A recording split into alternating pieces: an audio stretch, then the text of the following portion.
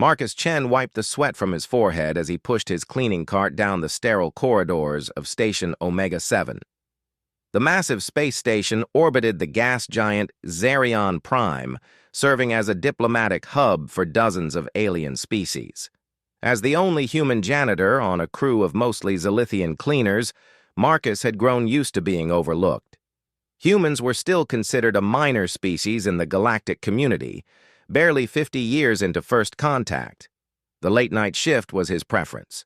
Fewer beings wandering the halls meant he could work in peace, listening to old Earth music through his worn earbuds. Tonight felt different, though. The diplomatic quarter buzzed with unusual activity, even at this hour. Security drones hummed past more frequently than normal, and he'd noticed several high-ranking officials from the Draconian Empire hurrying through the corridors. The Draconians were an ancient and powerful species, resembling the dragons from human mythology, but far more sophisticated. They possessed advanced technology, immense physical strength, and telepathic abilities that made them formidable negotiators. Their delegation had arrived 3 days ago for crucial trade discussions with the Galactic Council. Marcus rounded the corner toward the guest quarters when he heard it, a soft, distressed whimpering coming from one of the service alcoves. The sound was barely audible above the station's ambient hum, but something about it made him pause. He'd heard similar sounds before from injured animals back on Earth. Setting down his mop, Marcus approached the alcove cautiously. The area was dimly lit, used primarily for storing maintenance equipment. As his eyes adjusted, he saw movement in the shadows. Something small and scaled was huddled behind a stack of supply crates. "Hey there," Marcus whispered, crouching down slowly. "It's okay. I'm not going to hurt you." The creature shifted, revealing itself to be a young draconian, a hatchling no bigger than a house cat. Her scales were deep emerald green with golden edges, and her eyes were large and frightened. Most striking was her size. She was clearly very young, possibly only weeks old. The hatchling tried to back away further but was already pressed against the wall. Marcus noticed she was trembling, and there were small scratches on her scales. Someone or something had frightened her badly. "Where's your family, little one?" Marcus asked softly. Remembering that young draconians typically stayed close to their parents until they were much older. The delegation quarters were several sections away. How had she ended up here alone? The hatchling opened her mouth as if to respond, but no sound came out. She tried again, her small chest rising and falling with effort, but remained silent. Tears, actual tears, began forming in her large golden eyes. Marcus felt his heart break a little. He'd always been good with animals and children, despite never having any of his own. His ex-wife used to joke that he was a magnet for strays and lost souls. "Can't speak?" he asked gently. The hatchling shook her head, more tears spilling down her scaled cheeks. "That's okay. We don't need words right now." Slowly, Marcus extended his hand, palm up, keeping his movements deliberate and non-threatening. The hatchling stared at his hand for a long moment before cautiously sniffing it. Her nostrils flared slightly, and she seemed to relax a fraction. "I'm Marcus," he said quietly. "I work here, keeping things clean and safe. You're safe with me." The hatchling looked up at him with those enormous eyes, and Marcus felt something shift in his chest. Despite the obvious species differences, there was something universally recognizable about a frightened child. "Are you hungry?" he asked. The hatchling nodded immediately, and Marcus chuckled softly. "Thought so. You look pretty skinny under all those scales." Marcus remembered the emergency ration packs he kept in his cart, a habit from his time in the merchant marine. He retrieved one and carefully opened it, revealing a protein bar and some dried fruit. The hatchling's eyes followed his every movement. "Here," he said, breaking off a small piece of the protein bar. "Try this. It's safe, I promise." The hatchling approached cautiously, snatched the piece, and devoured it quickly. Marcus broke off another piece, and then another, until half the bar was gone. The dried fruit disappeared even faster. "Better?" he asked, and the hatchling nodded enthusiastically. For the first time, she seemed to truly relax, her trembling subsiding. Marcus glanced at his chronometer. He still had several hours left on his shift, and he couldn't leave the hatchling alone in the service alcove. But he also couldn't simply waltz into the diplomatic quarter with her. The security protocols alone would cause an incident. "Okay, little one," he said thoughtfully. "Here's what we're going to do. You're going to stay with me while I finish my work, and then we'll figure out how to get you back to your family. Sound good?" The hatchling nodded and, to Marcus's surprise, crept closer to him. When he reached out slowly, she didn't flinch away. Instead, she leaned into his touch as he gently stroked her head. Her scales were warm and surprisingly soft. Marcus modified his cleaning routine, working more quietly and taking longer breaks so the hatchling could rest. She seemed fascinated by his equipment, watching intently as he mopped floors and emptied waste receptacles. When he began humming an old Beatles song, she perked up with interest. "You like music?" he asked. The hatchling nodded eagerly. "Me too. Music's universal, isn't it? Doesn't matter what planet you're from." As the hours passed, Marcus noticed the hatchling becoming more animated.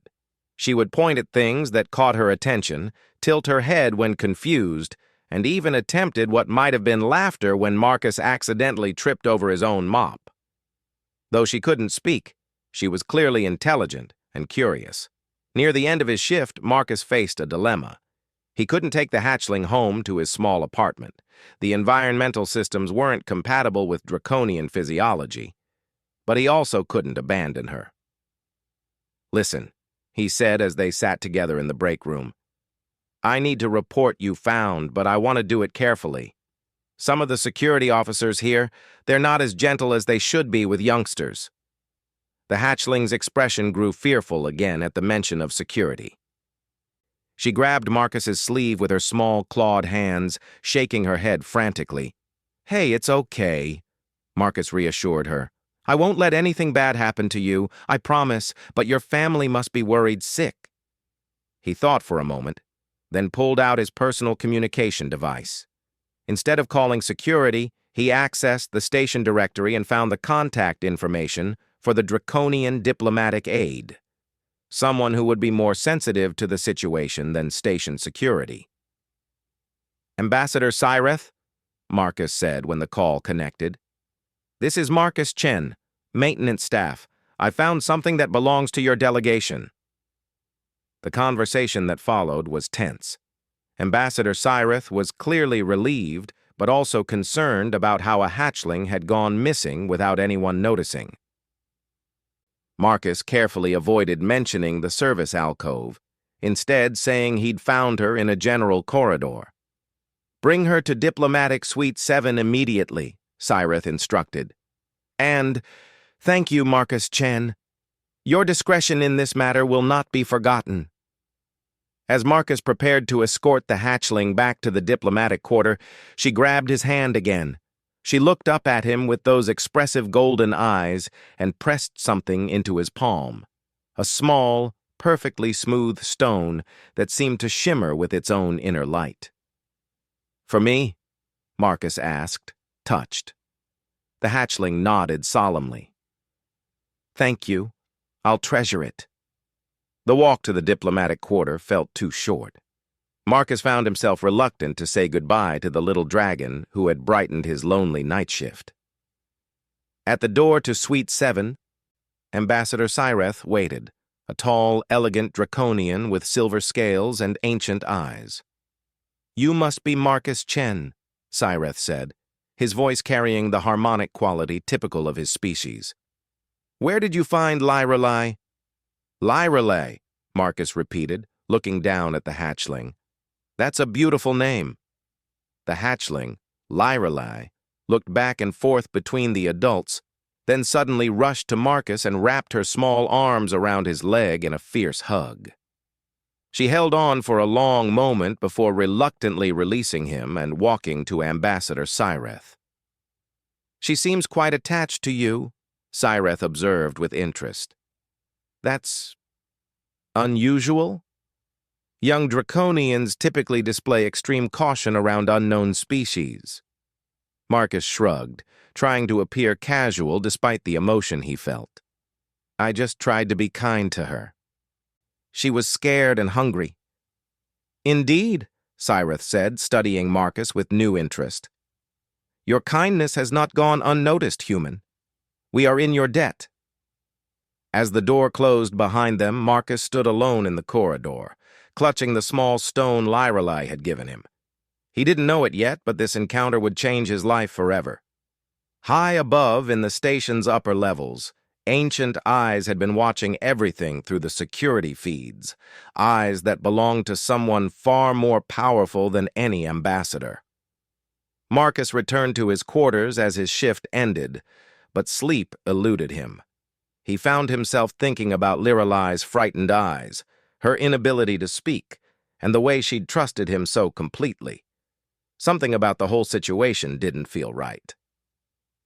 How does a hatchling simply wander away from the diplomatic quarter without anyone noticing? And why couldn't she speak when vocal development was supposed to be one of the earliest milestones for young draconians? Questions swirled in his mind as he finally drifted off to sleep, the strange stone warm in his hand. He had no idea that his simple act of kindness had been observed by the most powerful draconian alive, or that his fate was now intertwined with a family whose influence stretched across star systems. The next day would bring answers he wasn't prepared for, and challenges that would test everything he believed about himself and his place in the galaxy. Marcus woke to an urgent chiming from his communication device. Groggily, he checked the time, barely 4 hours of sleep. The message was from his supervisor, requesting an immediate meeting. His stomach dropped. Had he done something wrong by helping Lyrelai? The maintenance office was cramped and cluttered, filled with duty rosters and equipment manifests. Chief Korvac, a gruff Zilithian with weathered blue skin, looked up from his desk with an expression Marcus couldn't read. "Chen," Korvac growled, "you've got a problem. Or maybe you don't. Haven't decided yet." "Sir?" Marcus tried to keep his voice steady. "Station commander wants to see you. Something about last night." Korvac's 4 eyes studied Marcus carefully. "What exactly happened during your shift?" Marcus chose his words carefully. "I found a lost hatchling and returned her to the Draconian delegation. That's all." "That's all?" Korvac's mandibles clicked, a sign of amusement or disbelief. "Son, that's all doesn't usually warrant a personal audience with the station commander." An hour later, Marcus found himself in the command center, a vast chamber overlooking the space lanes around Zirian Prime. Commander Reese, a stern woman in her 50s, gestured for him to approach. "Mr. Chen," she began without preamble, "tell me about your interaction with the Draconian hatchling." Marcus recounted the events, keeping to the basic facts. Commander Reese listened without interruption, occasionally making notes on her tablet. "The Draconian delegation is very grateful," she said when he finished. "They've requested that you be assigned to provide special assistance during their stay." "Special assistance?" Marcus frowned. "Ma'am, I'm just a janitor." "Not anymore." Commander Reese slid a tablet across her desk. "You've been temporarily reassigned as Cultural Liaison Assistant, effective immediately." Marcus stared at the official orders displayed on the screen. "I don't understand. I don't have any diplomatic training." "Apparently you don't need it. The request came from very high up in the Draconian hierarchy, higher than Ambassador Cyreth, if you catch my meaning." The implications sent a chill down Marcus's spine. In Draconian society, family units were led by ancient matriarchs whose power was absolute. If someone that powerful was taking an interest in him, it could mean opportunity or danger. Your first assignment, Commander Reese continued, is to report to Diplomatic Suite 7 at 1400 hours. Don't mess this up, Chen. Interspecies relations are delicate enough without complications. Marcus spent the rest of the morning trying to process his sudden change in circumstances. He traded his maintenance uniform for civilian clothes, the most formal outfit he owned. A simple, dark suit his ex-wife had bought him for their anniversary dinner 3 years ago. At precisely 1400 hours, he stood before the door to Diplomatic Suite 7. Ambassador Cyrith answered immediately, as if he'd been waiting. "Marcus Chen," Cyrith said with what might have been a smile, "please come in. There is someone who wishes to meet you." The diplomatic suite was far more luxurious than anything Marcus had seen on the station. The walls displayed shifting patterns that reminded him of flowing water, and the air carried a subtle fragrance like mountain pine. Soft, harmonic music played from hidden speakers. "Lyrelai is waiting for you," Cyrith said, leading Marcus through an elegant sitting area. "She has been restless since your departure last night." They found the young hatchling in what appeared to be a play area, surrounded by interactive holographic displays. The moment she saw Marcus, her eyes lit up and she ran toward him, stopping just short of collision before looking up at him with obvious joy. "Hey there, Lyrelai," Marcus said softly, crouching down to her level. "How are you feeling?" She opened her mouth as if to respond, then closed it with a frustrated expression. The silence that followed was heavy with unspoken communication. "She has been attempting to vocalize since she woke," Cyrith observed. "This is unprecedented. Young draconians who suffer from vocal developmental disorders rarely show such motivation to communicate." Marcus looked between Cyrith and Lyrelai. "Developmental disorder?" "Lyrelai was born without the ability to produce vocal harmonics," Cyrith explained. "In our culture, voice is not merely sound. It is the foundation of our telepathic abilities, our social bonds, our very identity. A draconian without voice is—" He paused, searching for the right words. "Tragically isolated." The weight of this revelation hit Marcus like a physical blow. No wonder the little hatchling had been alone and frightened.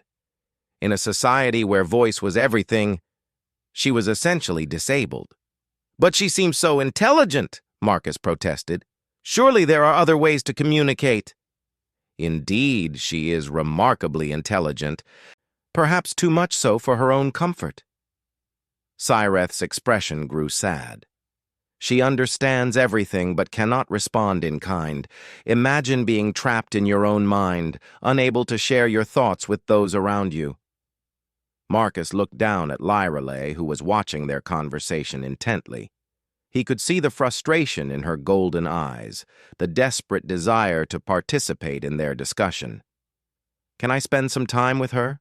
Marcus asked. "Maybe there are things we can try."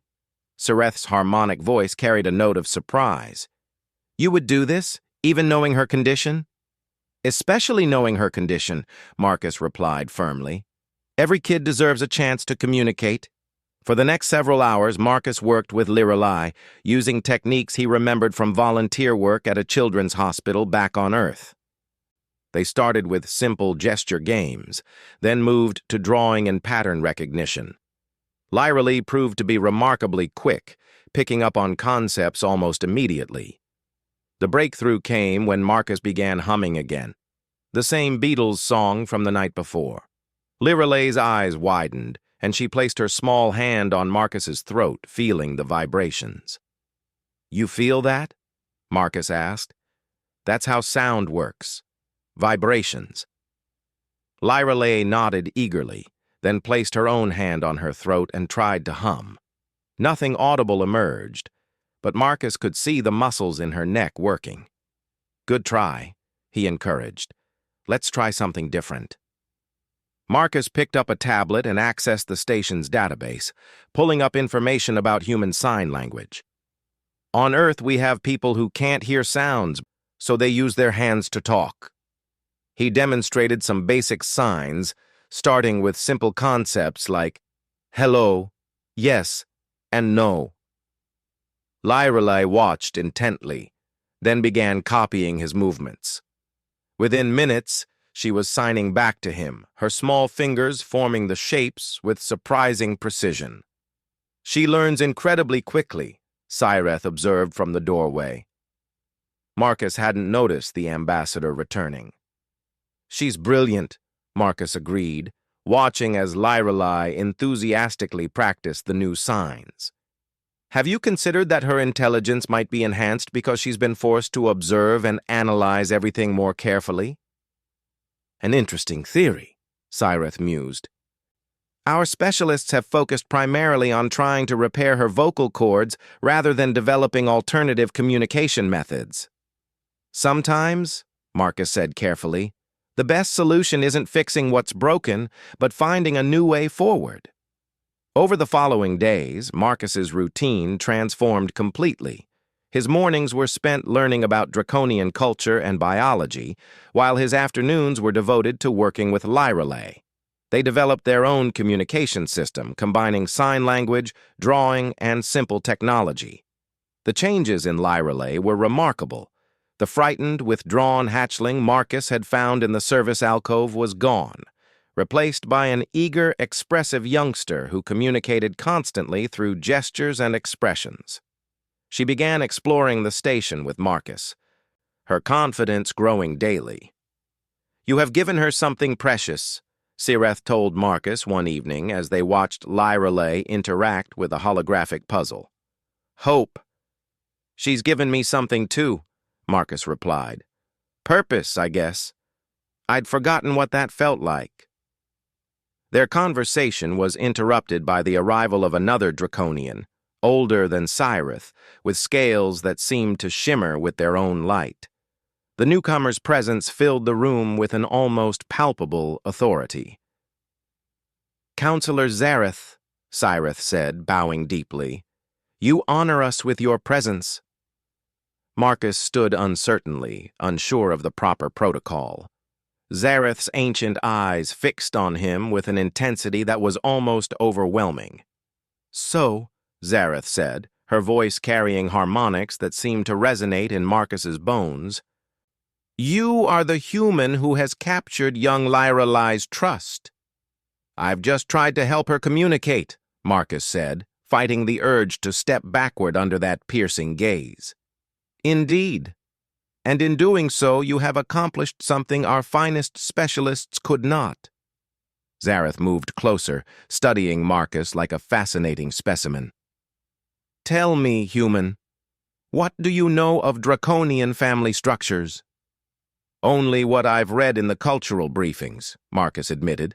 Extended families led by matriarchal figures, with strong emphasis on vocal bonding and telepathic connection. Correct, if oversimplified. Zareth's expression remained unreadable. What those briefings do not mention is that Lyrelei is not merely any hatchling. She is my great-granddaughter, direct descendant of the Zarian Prime clan mother. The blood drained from Marcus's face. He'd been working with draconian royalty without knowing it. No wonder the station commander had been nervous. Her condition, Zareth continued, has been a source of great concern for our family. A heir who cannot participate in the Song of Voices is problematic. With respect, Counselor, Marcus found himself saying, maybe the problem isn't with Lyrelei. Maybe it's with the expectations. The silence that followed was so profound that Marcus could hear his own heartbeat. Cyreth looked like he might faint, and even Lyrelei seemed to sense the tension in the room. Then, to everyone's surprise, Zareth laughed, a sound like silver bells mixed with distant thunder. Spoken like a true human, she said with apparent delight. Direct, irreverent, and absolutely correct. She moved to where Lyrelei was standing, frozen with uncertainty, and gently touched the hatchling's head. Yes, little one, perhaps it is indeed time for our expectations to evolve. Marcus felt a weight he hadn't known he was carrying lift from his shoulders, but Zareth's next words brought a new tension. "Which brings us to a proposal," she said, turning back to Marcus. "How would you feel about a permanent position as Lirelai's companion and teacher? The role would require relocation to our home system, of course." The offer hit Marcus like a meteor impact. Leave everything he'd known, travel to an alien star system, become part of a family structure he barely understood? It was insane. He looked down at Lirelai, who was watching him with those expressive golden eyes.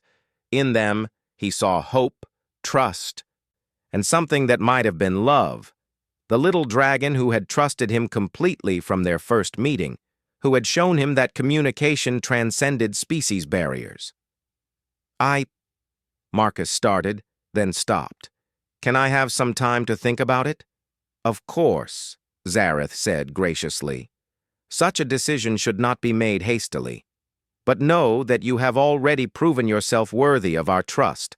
Lirelai herself has requested your continued presence." As if summoned by her name, Lirelai approached Marcus and took his hand. Using their established sign language, she asked him a simple question. "Stay?" Marcus looked into her eyes, seeing not just a request but a plea. This remarkable little being had found her voice through him, in a way that transcended sound itself. How could he abandon her now? But the decision would be more complicated than he could imagine, because high above in the station's administrative levels, other forces were at work. What Marcus didn't know was that everything, his assignment to the night shift, his discovery of Lirelai, even their developing bond, had been carefully orchestrated by someone who had been watching from the very beginning.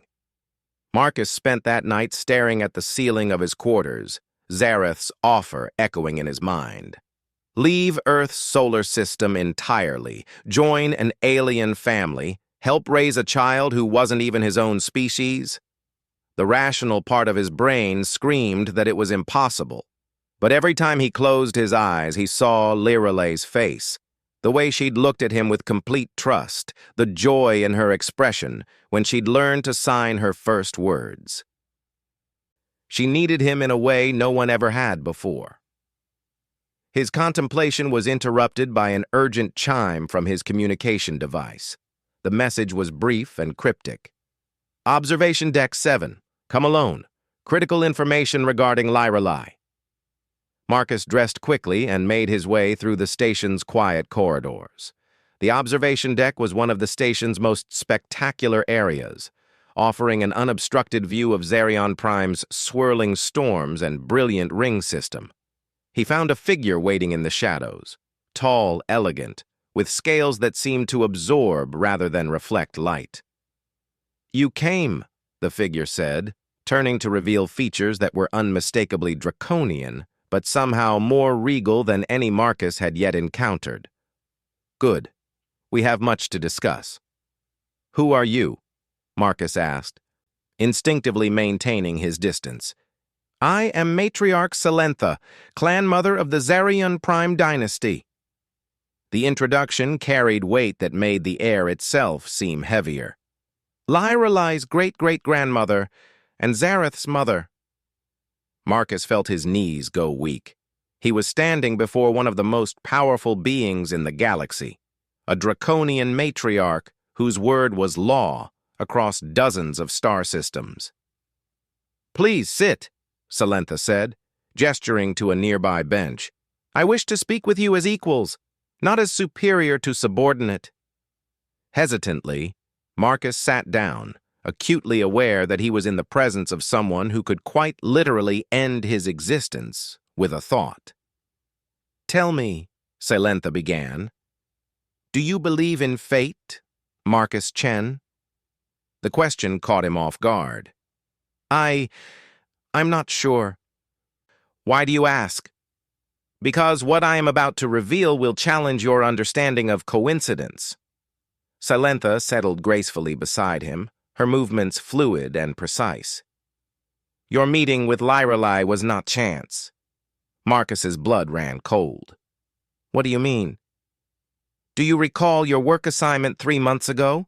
You were transferred from the commercial sectors to the diplomatic levels. Do you remember who authorized that transfer? Marcus thought back. It had been an administrative change, buried in routine paperwork. He'd assumed it was just standard rotation. It was just a departmental reassignment.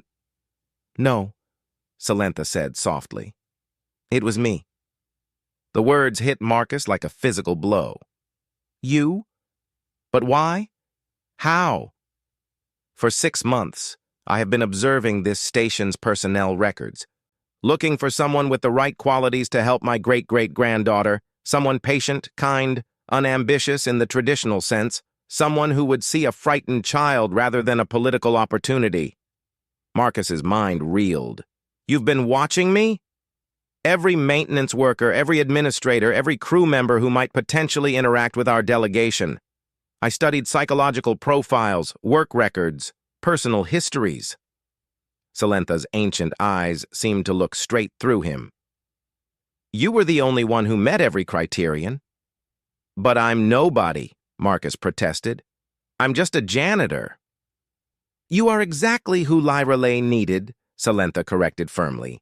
A man who would show kindness to a lost child without expecting reward, someone who would value communication over protocol, heart over hierarchy.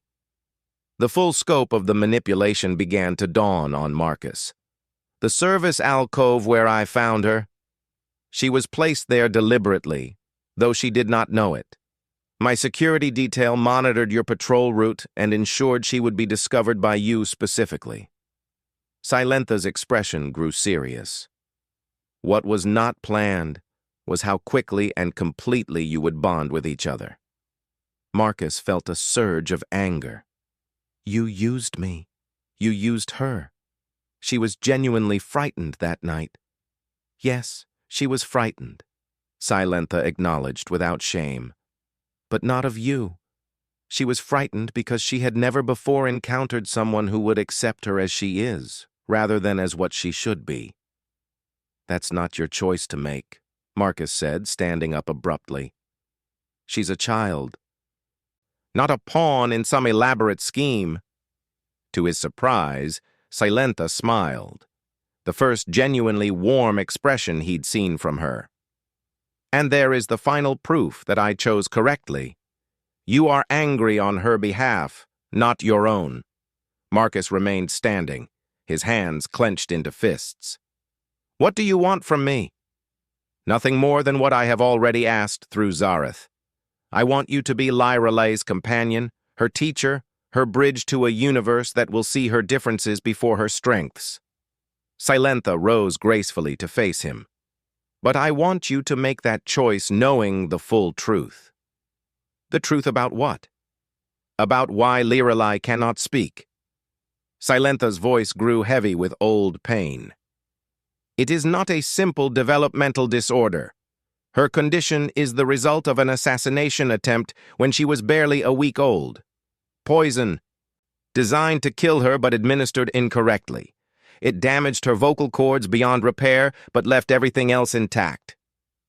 The revelation struck Marcus like a physical blow. Someone tried to murder her? Political rivals who saw her potential as a threat. In our culture, an heir without voice cannot inherit. They thought they were eliminating a future challenge to their power. Salentha's scales seemed to darken with anger. They succeeded partially. She cannot take her place in the traditional succession. But that's barbaric, Marcus said, horrified. It is politics at its most ruthless, and it is why I have been searching for an alternative path for Lyra Lay's future. Salentha turned to gaze out at Zerion Prime's storms. Your species has something ours has forgotten. What? The ability to value individuals for their character rather than their conformity to expectations. Humans adapt, overcome, find new solutions where others see only failure. Marcus sank back onto the bench, overwhelmed by the weight of everything he'd learned. Why are you telling me this now? Because the decision you make must be based on complete understanding. If you choose to join our family, you will not simply be a teacher or companion. You will be helping to change the fundamental structure of draconian society. That's impossible. I'm just one human. You are the human who gave voice to a voiceless child, Selentha corrected. Through you, she has found ways to communicate that our finest specialists never considered. Through you, she has learned that her worth is not diminished by her differences. Marcus thought about Lyraleigh's transformation over the past weeks. The confident, expressive young dragon bore little resemblance to the frightened hatchling he'd found in the service alcove. What happens if I say no? Then you return to your previous life, and Lyraleigh continues with traditional specialists who will try to force her into a mold that will never fit. Selentha's voice carried infinite sadness. She will survive, but she will never thrive. The choice, when presented so starkly, wasn't really a choice at all. Marcus had known from the moment Zareth made the offer what his answer would be. Everything else was just fear-talking. I have conditions, he said finally. Name them. I want to maintain contact with Earth. I want Lyraleigh to learn about human culture as well as draconian. And I want her to understand that being different doesn't make her broken. Agreed. Agreed. And that last point is precisely why we need you. Selentha extended her hand in a surprisingly human gesture. Welcome to the family, Marcus Chen. As they shook hands, Marcus felt the weight of destiny settling on his shoulders. He was about to embark on a journey that would take him further from home than any human had traveled before, to become part of a family structure he barely understood. There is one more thing, Selentha said as they prepared to leave. Lyraleigh's parents died in the same attack that damaged her voice. I have been raising her myself, but I am ancient even by draconian standards. She needs someone who will be with her for the centuries to come. Centuries? Marcus asked weakly. Did no one mention that draconian life expectancy is somewhat longer than human? Selentha's expression was innocent, but Marcus caught the subtle humor in her voice. Our medical technology can extend your natural lifespan considerably. Lyraleigh will need her companion for a very long time. The next morning, Marcus stood in the diplomatic suite one final time as a station employee. His personal belongings were already aboard the draconian vessel that would take them to Zarion Prime. Lyraleigh waited beside him, practically vibrating with excitement about their upcoming journey. Ambassador Cyrith and Counselor Zareth were present to oversee the transition, along with Station Commander Reese, who seemed both relieved and bewildered by the turn of events. I've never seen anything like it, Commander Reese admitted to Zareth. A custodial worker becoming interspecies family. The diplomatic corps is going to study this for years. Perhaps they should focus less on studying and more on understanding, Zareth replied diplomatically. Some connections transcend official protocols. Lyraleigh tugged on Marcus's sleeve, then signed a question. Ready for adventure? Marcus signed back. Ready for anything with you. She beamed and took his hand, her small fingers warm and trusting in his. Together, they walked toward the docking bay where their new life waited. As they reached the airlock, Marcus turned back for one last look at Station Omega-7. 6 days ago, he'd been a lonely janitor with no prospects and no purpose. Now he was about to become part of the most powerful family in the galaxy, devoted to raising a remarkable child who would someday change their entire civilization. Second thoughts? Matriarch Selentha asked, appearing beside him. No, Marcus said firmly. No second thoughts, just gratitude. For what? Marcus looked down at Lyraleigh, who was practically bouncing with enthusiasm for their journey. For being trusted with something precious. The draconian ship was unlike anything Marcus had ever seen. Organic curves that seemed grown rather than built, surfaces that hummed with harmonic resonance. As they settled into their quarters, Lyraleigh immediately began exploring, her curiosity unstoppable. During the 3-day journey to Zarion Prime, Marcus learned more about draconian culture than he'd thought possible. The ship's educational systems adapted to his learning style, providing immersive experiences that made him feel almost native by the time they arrived. But the most important education came from watching Lorelei interact with the ship's crew. Her confidence had grown exponentially, and her communication skills, now a blend of sign language, artistic expression, and technological interfaces, allowed her to participate fully in shipboard life. She was never broken, Marcus realized, watching her lead a group of adult Draconians through a complex puzzle-solving exercise. She was just different. And now, Salentha said, joining him at the observation window as Xerion Prime grew larger ahead of them. She will have the chance to show others that different can be extraordinary. As their ship descended through Xerion Prime's atmosphere toward the capital city, Marcus saw spires that reached into the clouds and cities that flowed like living things across the landscape. It was beautiful, alien, and completely unlike anything he'd ever imagined. "Welcome home?" Lorelei signed to him as they prepared to disembark. "Home," Marcus repeated, and realized with surprise that it felt true. Not because of the planet or the magnificent cities, but because of the remarkable little dragon beside him who had taught him that family isn't about species or blood. It's about choosing to love and protect each other. Their story was just beginning. In the years to come, Lorelei would indeed change Draconian society, developing new forms of communication that would revolutionize how her people interacted with other species. Marcus would become not just her teacher, but her strongest advocate, helping to establish the first interspecies adoption protocols in galactic history. But that was all in the future.